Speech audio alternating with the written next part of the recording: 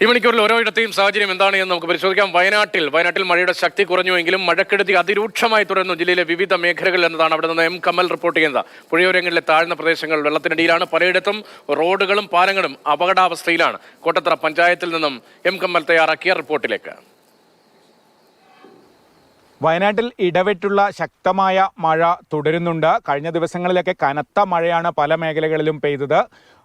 താഴ്ന്ന പ്രദേശങ്ങളൊക്കെ വെള്ളത്തിനടിയിലാണ്. സ്ഥിരമായി വെള്ളപ്പൊക്ക ഭീഷണി നേരിടുന്ന കോട്ടത്തറ പഞ്ചായത്തിലെ വെണ്ണിയോട് പ്രദേശങ്ങളിൽ വയലിലൊക്കെ വെള്ളം കയറി കിടക്കുകയാണ്. പല സ്ഥലത്തും മഴക്കെടുതികൾ ആവർത്തിച്ച് കൊണ്ടിരിക്കുകയാണ്. കോട്ടത്തറ പഞ്ചായത്തിലെ ഏറ്റവും പ്രധാനപ്പെട്ട റോഡിന്റെ അരികാണ് ഇത്തരത്തിൽ ഇടിഞ്ഞു പോയിരിക്കുന്നത്. തൊട്ടടുത്തുകൂടി വെണ്ണിയോട് പുഴ ഒഴുകുകയാണ്. മറ്റെല്ലാ സ്ഥലത്തും സംരക്ഷണ ഭിത്തിയുണ്ട്. ഇവിടെ ഏതാണ്ട് കുറച്ചു ദൂരം സംരക്ഷണ ഭിത്തി ഇല്ല. ആ ഭാഗമാണ് ഇടിയുന്നത്. ഇവിടെ ഭിത്തി കെട്ടാനുള്ള ഫണ്ട് പാസ്സായിട്ടുണ്ട്, ടെൻഡർ നടപടികളൊക്കെ ആയിട്ടുണ്ട്. പക്ഷേ നാട്ടുകാർ എത്ര ആവശ്യപ്പെട്ടിട്ടും അത് പ്രവൃത്തിയിലേക്ക് കടക്കുന്നില്ല എന്നുള്ളതാണ് പരാതി. ഇതെന്തുകൊണ്ടാണ് ഇവിടെ മാത്രം ഭിത്തിയില്ലാതായി പോയത്? ഇത് PWDയുടെ കെടുകാര്യസ്ഥതയാണ്. കഴിഞ്ഞ വർഷം സംഭവിച്ചതാണിത്. ഇത് വലിയ ഭീകരമായിട്ടുള്ളൊരു സാഹചര്യമാണ് ഇപ്പം നിലനിൽക്കുന്നത്. കോട്ടത്തറ പഞ്ചായത്തിൻ്റെ ആസ്ഥാനമാണ് വെണ്ണിയോട്. വെണ്ണിയോടേക്ക് കരിഞ്ഞകുന്ന്, കോട്ടത്തറ തുടങ്ങിയ ഒട്ടേറെ ചെറു പ്രദേശങ്ങളിൽ നിന്നുള്ള ഏക ഗതാഗത മാർഗം ഈ റോഡ് തന്നെയാണ്. ഇത് അപകടത്തിൽപ്പെട്ടാൽ പുഴ ഗതിമാറി ഒഴുകും. രണ്ടാമത്തത് 4-5 കിലോമീറ്റർ സഞ്ചരിച്ചിട്ട് വേണം വെണ്ണിയോടെത്താൻ. വളഞ്ഞു മൂക്ക് പിടിക്കണം. കാൽനട യാത്ര പോലും അസാധ്യമാവും. വെള്ളം കയറുന്ന പ്രദേശമാണ്, സ്വാഭാവിക വെള്ളം ഉണ്ടാകുന്നൊരു പ്രദേശമാണ്. വെള്ളപ്പൊക്കത്തിൽ പോലും യാത്ര ചെയ്യാൻ വലിയ പ്രയാസമുള്ളൊരു സ്ഥലം കൂടിയാണിത്. ഇത് എത്രയും പെട്ടെന്ന് നന്നാക്കിയിട്ടില്ലെങ്കിൽ വലിയ വില കൊടുക്കേണ്ടി വരും. വലിയ പ്രയാസമാണ് ഈ നാട്ടിലുള്ളത്. മാത്രമല്ല, ഹോമിയോ ഹോസ്പിറ്റൽ ഒരുപാട് ആളുകൾ ആശ്രയിക്കുന്നതാണ്. സാധാരണക്കാരൻ്റെ ആശുപത്രിയാണ്. വെള്ളം കൊടുക്കുന്ന ജലനിധി, അതിൻ്റെ പമ്പ് ഇവിടെയാണുള്ളത്.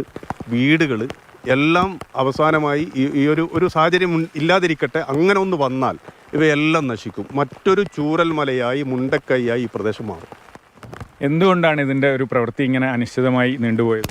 കഴിഞ്ഞ ഒരു വർഷക്കാലമായി ഞങ്ങൾ ഇതിൻ്റെ പുറകിൽ തന്നെയാണ്. ഈ ഫണ്ട് വരെ പാസ്സായതാണ്.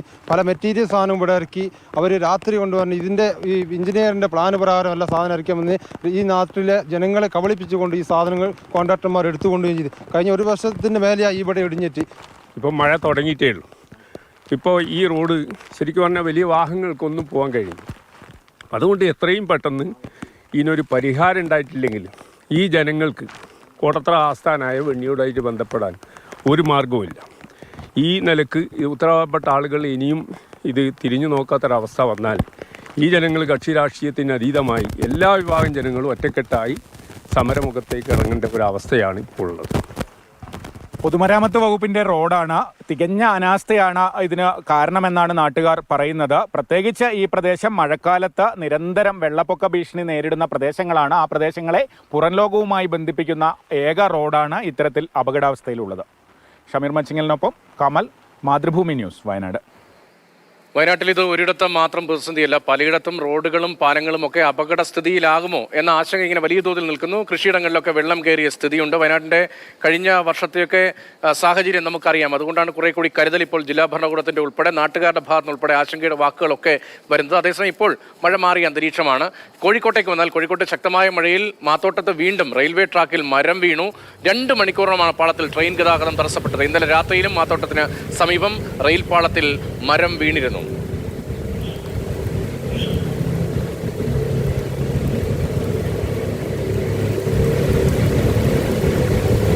അരീക്കാട്ടെന്നുള്ള ദൃശ്യമാണ്. മരം വീണ് ട്രെയിൻ ഗതാഗതം അപകടകരമായ അവസ്ഥയിലേക്ക് എത്തുകയും ട്രെയിൻ ഗതാഗതം പിന്നീട് പുനഃസ്ഥാപിക്കുകയും ചെയ്ത ഒരു ട്രാക്കിലൂടെ ട്രെയിൻ പോകുന്നതിൻ്റെ ദൃശ്യങ്ങളാണ്.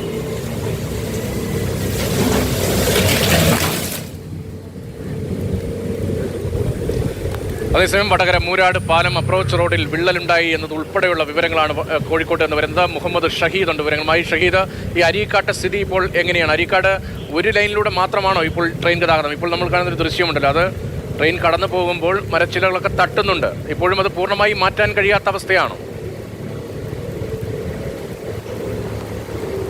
രതീഷ്, കനത്ത മഴ, അതിനോടൊപ്പം പറ്റുന്ന ശക്തമായ കാറ്റ്, ഇതാണ് കോഴിക്കോട് വലിയ നാശനഷ്ടങ്ങൾ ഉണ്ടാക്കുന്നത്.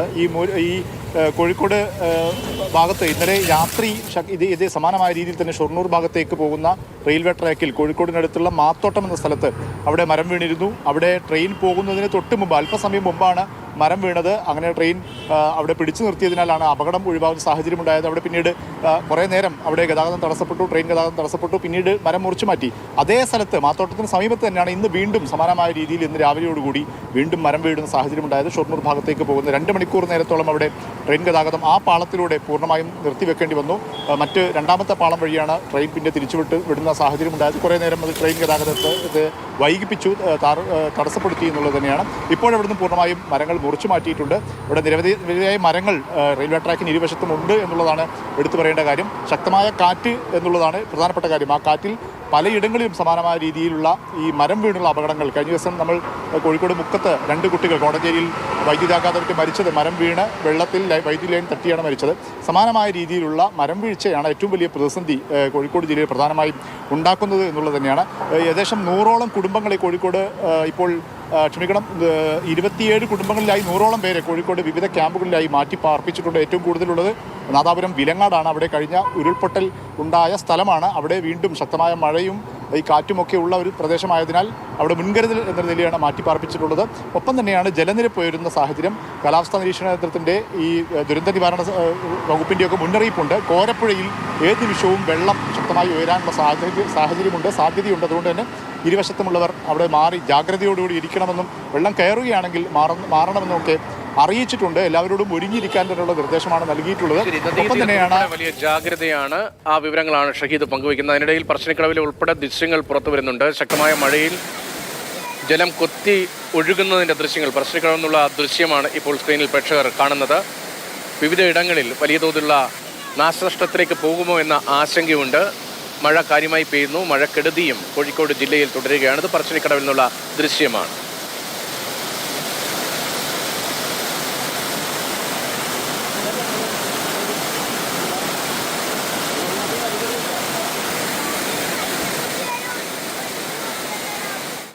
ഈ മണിക്കൂറിൽ കോഴിക്കോട്ടും വയനാട്ടിലുമാണ് മഴ വലിയ നാശം വിതയ്ക്കുന്നു എന്ന വിവരങ്ങൾ, അത്തരമൊരു പ്രതിസന്ധിയുടെ സാഹചര്യം രൂപപ്പെടുന്നോ എന്ന ആശങ്കയൊക്കെ ഉള്ളത്.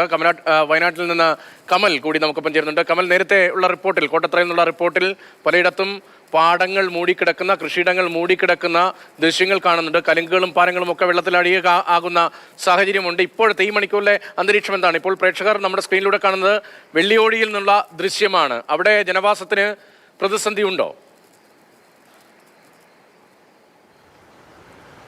നമ്മൾ ഇന്ന് കാണിച്ച ദൃശ്യങ്ങളൊക്കെ പാടങ്ങൾ, വയലിൽ വെള്ളം കയറി കിടക്കുന്നതാണ്. വെണ്ണിയോട് പുഴയുടെ അരികിലുള്ള പാടശേഖരത്തിൽ വലിയ രീതിയിൽ വെള്ളം കയറിയിട്ടുണ്ട്. പക്ഷേ ശക്തമായ മഴ തുടർന്നാൽ ആ ഭാഗത്ത് റോഡുകൾ മുങ്ങുന്ന അവസ്ഥയുണ്ടാകും, പ്രദേശങ്ങൾ ഒറ്റപ്പെടുന്ന അവസ്ഥയുണ്ടാകും. അത്തരത്തിൽ വീടുകളിലൊക്കെ ഒരു വെള്ളപ്പൊക്ക ഭീഷണി ഉണ്ടാകുന്ന സാധ്യത ഉണ്ടാകും. നിലവിൽ അങ്ങനെ ഇല്ല. പക്ഷേ നാളെയും റെഡ് അലർട്ട് ആണെന്ന് പറയുന്നു. മഴ തുടരുകയാണെങ്കിൽ ഒരുപക്ഷെ വലിയ രീതിയിലുള്ള വെള്ളപ്പൊക്ക ഭീഷണി കോട്ടത്തറ പഞ്ചായത്തിലൊക്കെ ഉണ്ട്. കാരണം പുഴകളൊക്കെ ഇപ്പോൾ തന്നെ കരകവിഞ്ഞൊഴുകുകയാണ്. അതേ നിരപ്പിലുള്ള പാടങ്ങളൊക്കെ വെള്ളം കയറി കിടക്കുകയാണ്. ഇനിയും വെള്ളം കൂടുകയാണെങ്കിൽ ആ പ്രദേശത്തൊക്കെ പ്രശ്നങ്ങൾ ഉണ്ടാകാൻ സാധ്യതയുണ്ട്. പലയിടത്തും നമ്മൾ പറഞ്ഞതുപോലെ തന്നെ റോഡിൻ്റെ അരികിടിഞ്ഞും റോഡ് ഇടിഞ്ഞുമൊക്കെ ഗതാഗതം തടസ്സപ്പെട്ടിട്ടുണ്ട്. വൈദ്യുത ബന്ധം ജില്ലയിൽ ഇനിയും പൂർവ്വസ്ഥിതിയിലാക്കാൻ കഴിഞ്ഞിട്ടില്ല. പലയിടത്തും പോസ്റ്റുകളും ലൈനുകളും ഒക്കെ മരം വീണ തകർന്ന അവസ്ഥയിലാണ്. KSEB ജീവനക്കാർ 24 മണിക്കൂറും ജോലി ചെയ്തിട്ടും വൈദ്യുതി പുനഃസ്ഥാപിക്കാൻ കഴിയാത്ത സ്ഥിതിയുണ്ട്. മരം വീണാണ് കൂടുതൽ നാശനഷ്ടങ്ങൾ ഉണ്ടായിട്ടുള്ളത്. നിലവിൽ കബനി നദിയിലടക്കം അലർട്ട് കൊടുത്തിട്ടുണ്ട്. പുഴ നിറഞ്ഞൊഴുകുകയാണ്. അതുകൊണ്ട് തന്നെ കര കവിയാനുള്ളൊരു സാധ്യത കണക്കിലെടുത്ത മുൻകരുതൽ നിർദ്ദേശം നൽകിയിട്ടുണ്ട്. എന്തായാലും ഇന്ന് പകൽ മഴ കുറവായിരുന്നു. ഇപ്പോൾ നേരിയ മഴ പെയ്യുന്നുണ്ടെങ്കിൽ കൂടി ഇന്നലത്തെ അവസ്ഥ ഇന്ന് വയനാട്ടിലില്ല.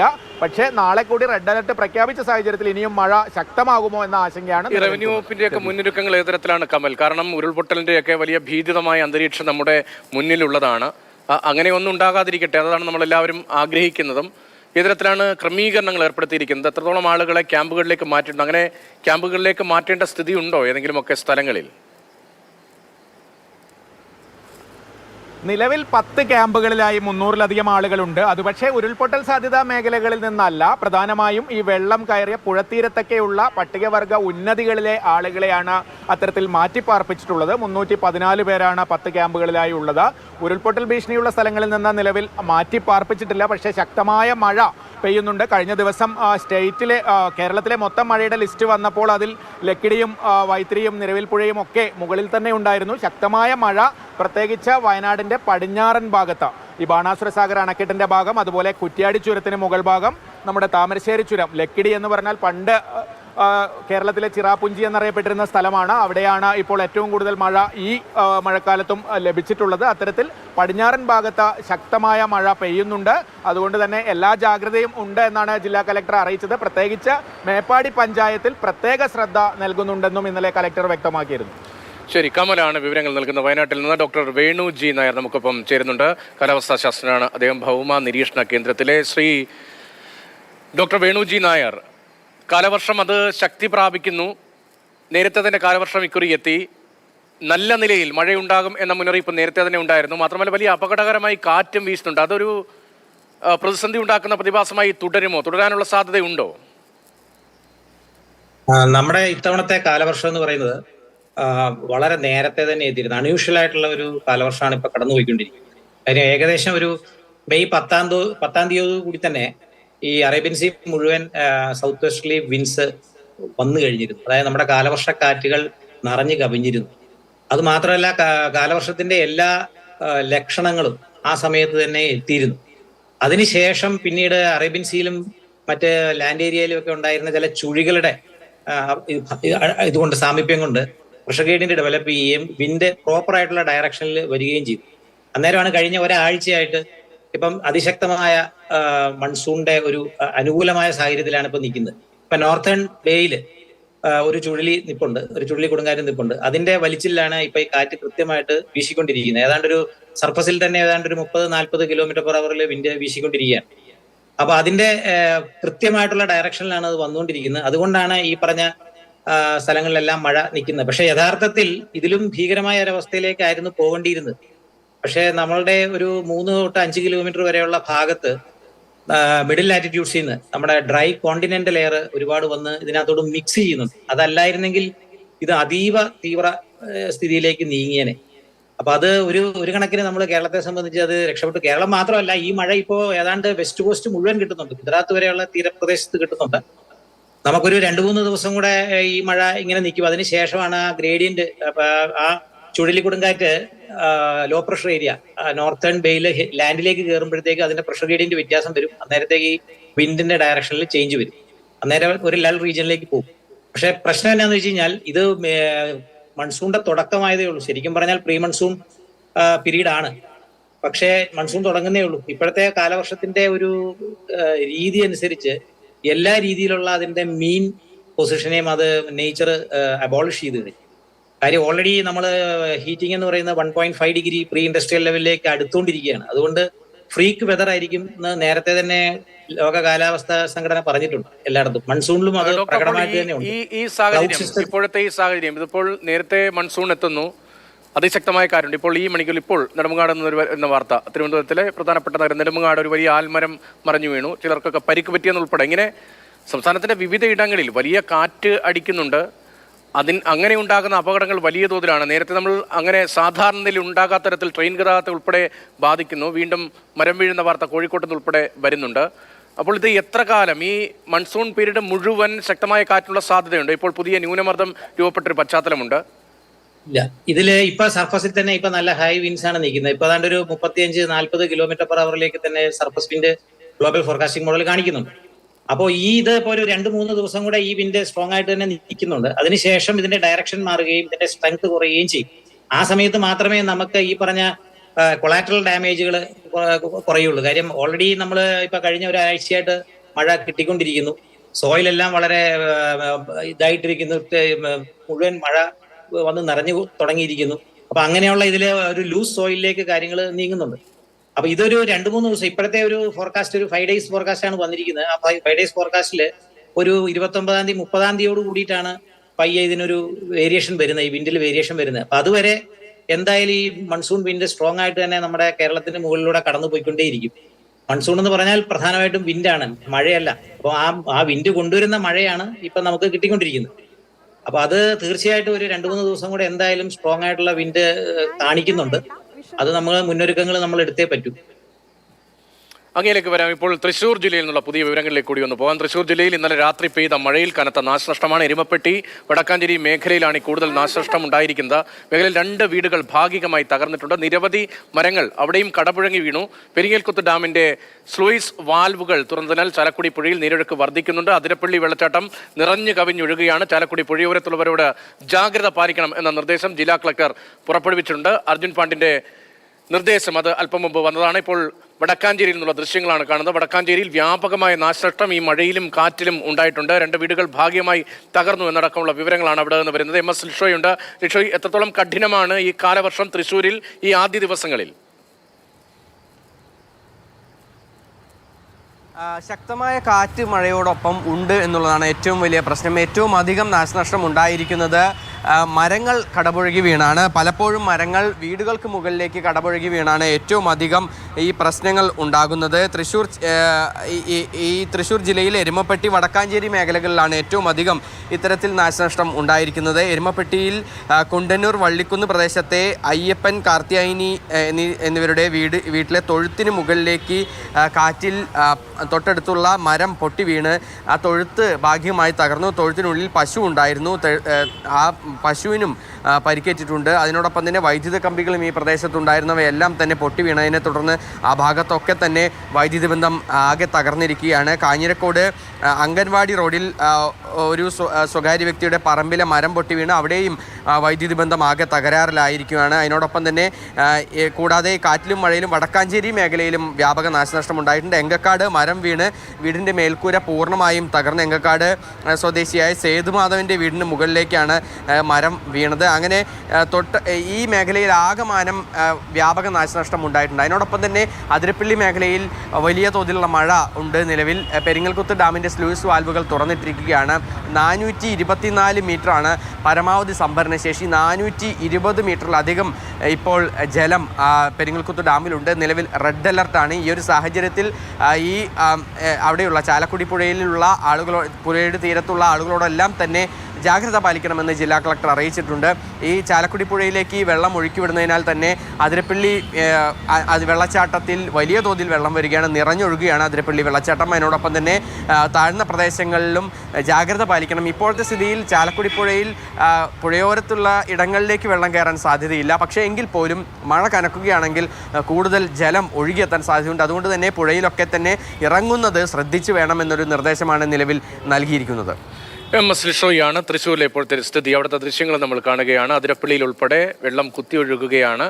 പലയിടത്തും മരം വീണും വൈദ്യുതി പോസ്റ്റുകൾ വീണും അപകടങ്ങൾ ഉണ്ടാകുന്നു. 2 വീടുകൾ ഭാഗമായി വടക്കാഞ്ചേരി മേഖല അവിടെയാണ് കൂടുതൽ അഫക്റ്റ് ചെയ്തിരിക്കുന്നത് ഇപ്പോഴത്തെ ഈ പ്രതിസന്ധി. അങ്ങനെ തൃശ്ശൂർ ജില്ലയിലും പലയിടത്തും വലിയ നാശനഷ്ടം ഉണ്ടാകുന്നുണ്ട്. അതിനാൽ പത്തനംതിട്ടയിൽ തിരുവല്ല നഗരസഭയുടെ 3-ാം വാർഡിലെ 30ഓളം വീടുകളിലേക്ക് മലിനജലം ഒഴുകുന്നതുമായി ബന്ധപ്പെട്ട് മാതൃഭൂമി ന്യൂസ് റിപ്പോർട്ട് ചെയ്യുന്നു. അവിടെ മഴയെ തുടർന്നുണ്ടായ ഈ പ്രതിസന്ധി അത് പരിഹരിക്കുന്നതിന് വേണ്ടി വാർത്തയിൽ ഇടപെടൽ ഉണ്ടാകുന്നു. വാർത്തയ്ക്ക് പിന്നാലെ വെള്ളക്കെട്ടിന് കാരണമായ ബണ്ട് പൊളിച്ചു നീക്കി എന്ന വിവരമാണ് പത്തനംതിട്ടയിൽ വരുന്നത്.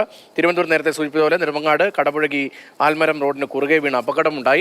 ഓട്ടോറിക്ഷ യാത്രക്കാർക്ക് 2 പേർക്ക് ചെറിയ പരിക്കുണ്ട്. ഓട്ടോ ഭാഗമായി തകർന്നു. 1:15 കൂടിയായിരുന്നു ഈ അപകടം. പലയിടത്തും വൈദ്യുതി ഇല്ലാത്ത സ്ഥിതിയുമൊക്കെ തുടരുകയാണ്. ഡോക്ടർ വേണുജി നായർ നമുക്കൊപ്പം തുടരുന്നുണ്ട്, കാലാവസ്ഥാ ശാസ്ത്രജ്ഞൻ. ശ്രീ വേണുജി നായർ, നേരത്തെ അങ്ങ് സൂചിപ്പിച്ചത് ഇപ്പോഴത്തെ മഴയുടെ ഒരു കാഠിന്യം എത്രത്തോളം ഉണ്ട്, നമ്മുടെ പ്രഡിക്ഷനുമായി ബന്ധപ്പെട്ടും ഒപ്പം കാറ്റ് അത് എത്രത്തോളം നീണ്ടു നിൽക്കും എന്നതിനെക്കുറിച്ചുമാണല്ലോ. ഇപ്പോൾ നമ്മുടെ പുഴകളിൽ ജലമുയരുന്നു. ഡാമുകൾ പലയിടത്തും ഷട്ടറുകൾ ഉയർത്തേണ്ട സ്ഥിതിയുണ്ട്.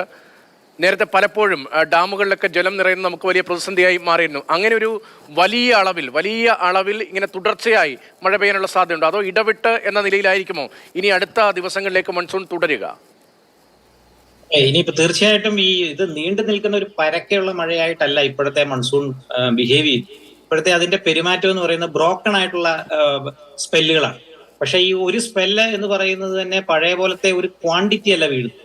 അപ്പോൾ അതിതീവ്ര മഴ എന്ന് നമ്മൾ പറയുന്നതിന്റെ കാരണം അതാണ്. ഈ അതിതീവ്ര മഴ ഒരു 24 മണിക്കൂറിൽ 24 സെന്റിമീറ്ററിന് മുകളിൽ പെയ്യുന്നതിനെയാണ് ഇന്ത്യൻ കാലാവസ്ഥാ നിരീക്ഷണ കേന്ദ്രം അതിതീവ്ര മഴ എന്ന് പറയുന്നത്. പക്ഷേ ഈ 24 മണിക്കൂർ മാറിയിട്ട് 1 മണിക്കൂറിനുള്ളിൽ തന്നെ അതിതീവ്ര രീതിയിലുള്ള റെയിൻ റെക്കോർഡിംഗ് നടക്കുന്നത് കാണുമ്പോഴാണ് നമുക്ക് ഏറ്റവും കൂടുതൽ അത്ഭുതമാകുന്നത്. കാര്യം ഇത് കാണിക്കുന്നത് നമ്മളുടെ മഴ മേഘങ്ങളിൽ വന്നിരിക്കുന്ന വ്യത്യാസങ്ങളാണ്. ഇതിനെക്കുറിച്ചുള്ള ഗവേഷണങ്ങൾ ഓൾറെഡി വന്നു കഴിഞ്ഞു. കാര്യം നമ്മൾ ഈ കാലവർഷത്തിനിടയ്ക്കും നമുക്ക് ഇടിമഴകളൊക്കെ നമുക്ക് കാണാൻ സാധിക്കും. പക്ഷെ ഒരിക്കലും കാലവർഷത്തിനിടയ്ക്ക് നമുക്ക് ഇടിമഴ വരാൻ പാടില്ല. അതിന്റെ അർത്ഥം പരക്കെയുള്ള മേഘങ്ങളുടെ ഇടയ്ക്ക് കൂമ്പാര മേഘങ്ങൾ അതിശക്തമായിട്ടുണ്ടാകുന്നുണ്ട്.